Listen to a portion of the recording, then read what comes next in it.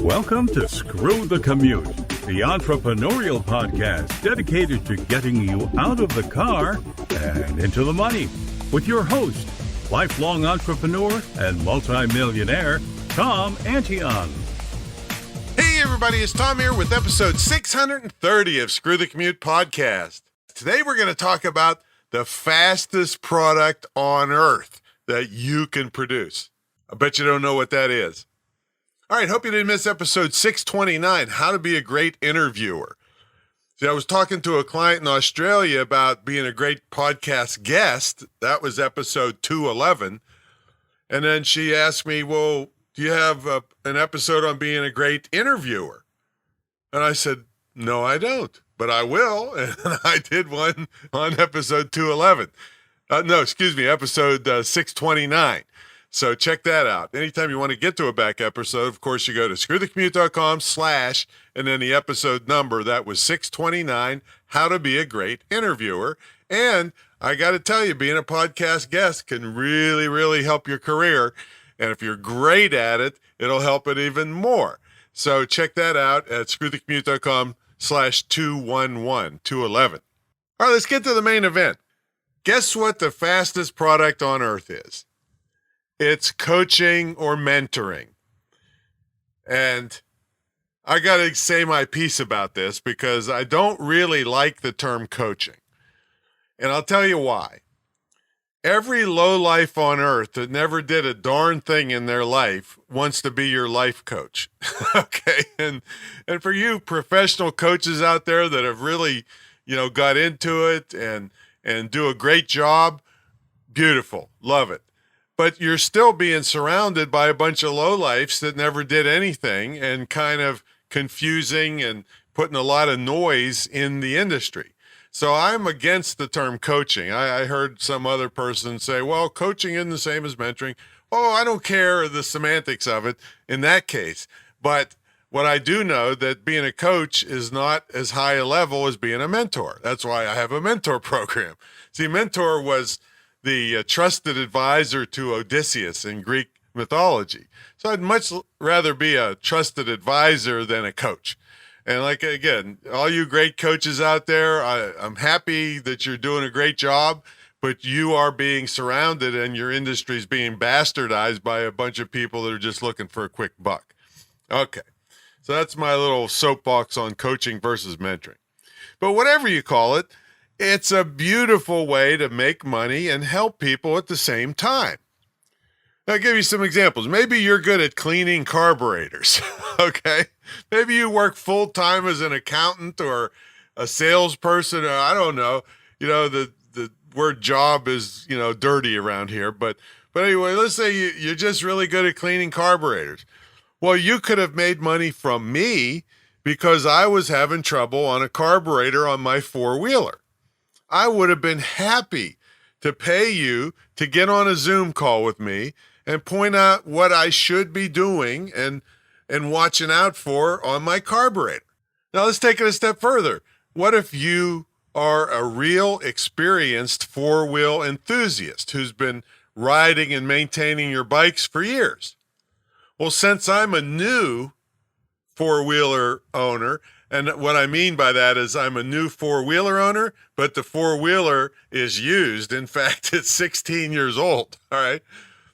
There are 100 questions I would have been happy to ask you and pay you for your time.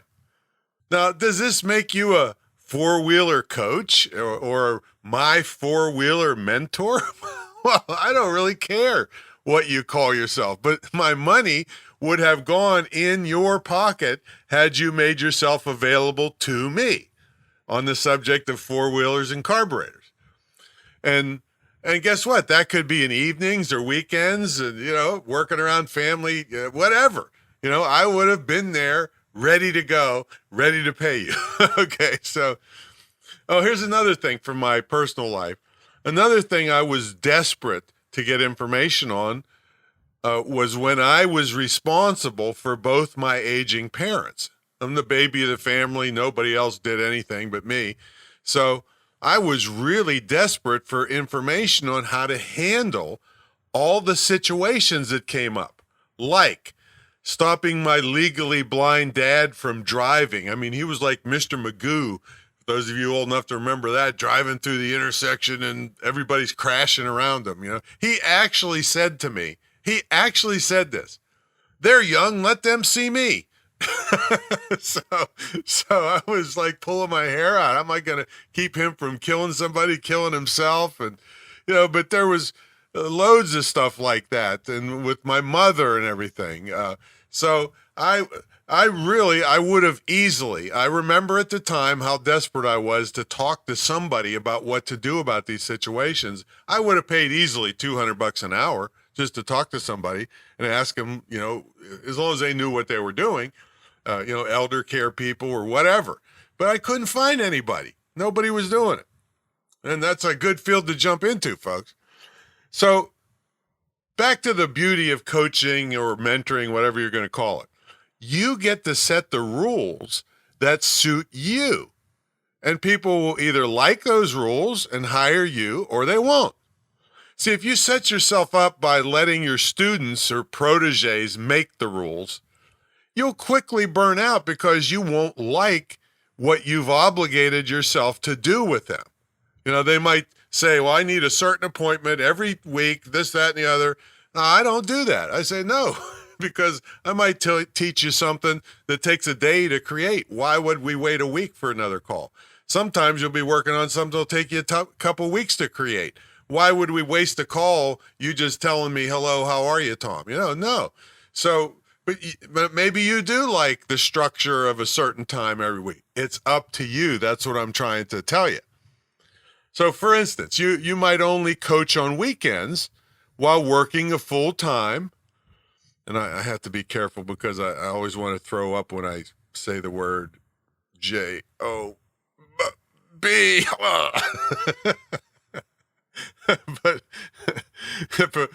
let's say if a person devotes weekends to their family, they won't join. But so what? Others may be looking for things to do on the weekend when they can really concentrate on your teachings. Like say for me, I can be coached on my carburetor anytime. But others may love weekends because they can go out to the garage and immediately try out what you taught them about their carburetor. And hey, Zoom works in a garage just as well as anywhere else, and you might be able to coach them through fixing their carb live. Now, I actually found a guy that will live stream with you to fix your refrigerator if you're a do-it-yourselfer like I am. I think he was like $60 an hour. It's still way cheaper than for these $20,000 refrigerator things I got in here. And don't call me Nancy Pelosi either, because I'm not bragging. They're 30 years old is the nice part about it. But so they were icing up and everything. So it would have cost me $100 service call. And then the person, since has forced, kicked out all the people, the regular service people, and they only have a few around the country, and their job is to sell you a $15,000 to $20,000 new one and not fix the old one. All right, now I can't prove that, and that's just my opinion from doing all the research I do, but it seems kind of sleazy to me. It's my opinion that that's what's going on. If you'd like to come on and say something about it from the other perspective, I'm glad to hear it. But if you go online and search it out, it kind of appears to be trying to force people into buying an $18,000 refrigerator and then another thing to match it on the freezer side, when these are enormous things. And again, they're great. I mean, they're wonderful. 30 some years they've been here. So anyway, I'm just saying that the guy for $60 an hour could tell me what to do to fix it myself, which I'm a do-it-yourselfer. And the same thing with my dishwasher. It would have cost $300 to $400 easily to replace this $120 part that I got off of eBay. All right, I've done it twice over the 20 years I've lived here. So I spent $40 and saved $600 because I'm a do-it-yourselfer. But people coached me through this on what to do. That's what I'm saying. All right. So back to you get to set the rules. Yeah, I'm pretty much a fanatic on how I run my mentor program, and that's why other online gurus won't put their program up against mine because they'd be embarrassed on how little they give their students compared to me. But see, most programs aren't like mine, and you can set all kinds of boundaries to suit yourself and your lifestyle. All I care about is whatever you promise somebody, you deliver. If not, I may show up at your place and stick a camera in your face and have you explain why you cheated this person. All right, so do what you say you're going to do. I don't care if you charge $1 million an hour. If you do what you promised them, and they weren't incapacitated mentally, which you'd have to be to spend $1 million an hour, all right, you're fine with me. But when you overpromise and underdeliver, that's when you're fraudulent. So don't do that. And by doing it the way I do it, word spreads. I haven't advertised my program other than talking about it on these podcasts, get referrals. Most of the people that come to me are through referrals. Somebody else had a good experience with me because I took care of them, saved them a fortune on messing up their web stuff and made them money. And so they refer me to other people. So that's great. But it works even more powerfully if you screw them over. They're going to tell hundreds of people about you. All right. So don't do that. Just set your boundaries, take care of people, and set up to match your lifestyle. You get to decide how much time the person gets with you and in what format. And just like the carburetor example above, your coaching doesn't even have to be that formal. Maybe the carburetor help was just a one-shot deal. I pay you and I get help. But sometimes it's ongoing. Like people do piano and voice lessons all remotely. See, COVID has opened up people's eyes that you can do way more than you thought you could remotely. It doesn't have to even be your main expertise. Listen to this. So I have fatsotennis.com because I'm a tennis nut, right? I could easily, if I felt like it, do tennis coaching remotely, not so much from actual strokes, but from the where to hit the ball and the strategies and all that stuff when you're overweight and out of shape a little bit, all right? Then I have Protection Dogs Elite. So I'm not the biggest dog expert in the world, but I've been 6-7 years in the dog industry, and especially protection dogs. So I know a lot more than the average person about dogs. All right. So I can help people with that. Self-defense. Now that's something where I can really help you. I've been my entire life, and I've been in over 100 violent encounters with bikers trying to kill me, gunfights, 2 gunfights, knife fight. And life was at risk every day for 6 straight years. So I know what I'm doing there. Been studying it my entire life. So I can really help you with that. But again, it's not my main expertise. I'm known for internet marketing for small business and teaching professional speakers and then entrepreneurship, basically because I never had a job. All right. So I could do that if I pushed those other things. I'm totally crazy busy taking care of what I got going, but I could do it easily. And speaking of dog training, they're actually doing dog training on Zoom now. All right. And I just interviewed a fitness trainer for an upcoming Vetpreneur Month, which is every September we honor our veteran entrepreneurs on here on Screw the Commute.